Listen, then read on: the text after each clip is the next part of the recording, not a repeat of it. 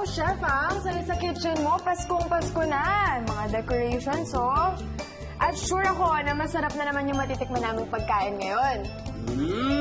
Walang duda yan kasi ilang tulog na lang Pasko na. Pero dito sa Idol sa Kusina, palaging double celebration yan kasi birthday din ni Miss Bettina. Miss Rose!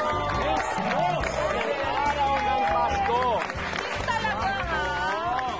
Alright, sali ka. Okay, come on! Happy birthday to you!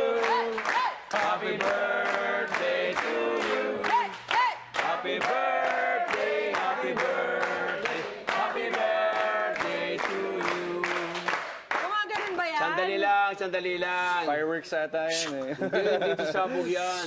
Okay, Bettina, it's your birthday! Come on! Happy Wish day to you! Happy birthday to you! Happy birthday, happy birthday, happy birthday to you! Bro! Dito, malapit! Pinay pa yan. Yay! Yay! Happy birthday! Happy birthday, honey! Thank you, Idol sa Kusina. Thank you, Chef. I love you. I love you Salamat too, sa honey. inyong lahat. Yes. Alam niyo, pag birthday ko, mas gusto ko nagbibigay, di ba? Kaya naman, napag-isipan namin ni Chef na i-treat kayong lahat sa isang masarap na Christmas and birthday celebration by preparing different dishes na inspired by traditional Pinoy food.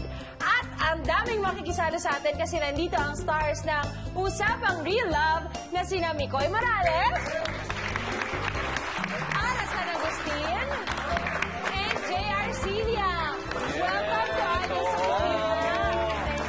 Yes, tamang-tama yan. Mamaya kasi maghahanda tayo, maghain tayo ng classic bring meat. Wow. Pero this time naman, Bettina, isi-serve natin sa loob ng ating chicken. Yes, yan, Jay. Ano ba siya? So, ito, kuha ka ng kutsara. Kutsara, please. Over there. Pero yun, sir, pwede na kainin na din. Oo, pwede na. Kasi luto na yan. Parang paella siya. Yeah, timplan natin ng salt, then black pepper inside. Yan, pasok na to. Oo, sandali ha. Relax ka lang, anak ha. Mukhang gutom ka na. Gutom na po talaga siya. Talaga? Grabe naman you. Actually, yung bringhe na yan, recipe yan ni Aching Lilian. Si Aching Lilian ay isang famous na heirloom recipe keeper ng Pampanga. Oo. So, gumawa siya ng authentic na Pasok bringhe. na. Sige pa. Tinuro niya sa amin kung paano. Yun. Go.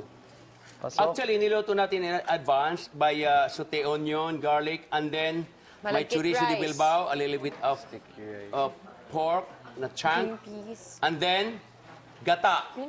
Tsaka malagkit rice, chef. Malagkit rice. Ito rin yung ginagamit na rice sa mga kakanin. Di ba? Yes. Sulit na sulit yung pag-staff ni Chef. Okay na siguro to? Siksik na. Sanay na Yeah, sanay. so ito Paano yung uwi ko na isasara to. yan, chef? Ha? Paano mo isasara? This time, I have my foil. Parang sanay mong tali si Chef, ha? Ganyan po siya para hindi makabitaw. Ay, talagang walang kawala yung manok na yan.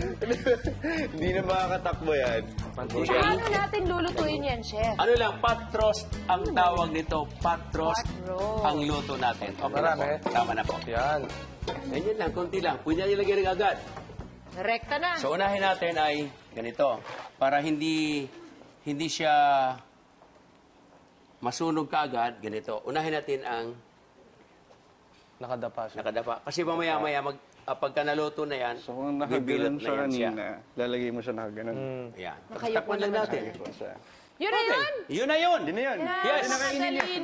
Pwede na. Konting ganun-ganun. O ito, garnish na natin mamaya to. Okay, di ba? Tama. Grabe na. Oo. Pagod ako doon.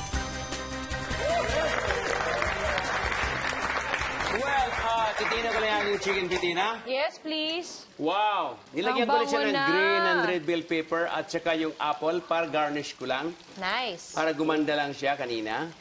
Ay, almost done, right? Yeah. Oh, yeah. Malapit Malapit na, chef. malapit na, Konti malapit na. lang.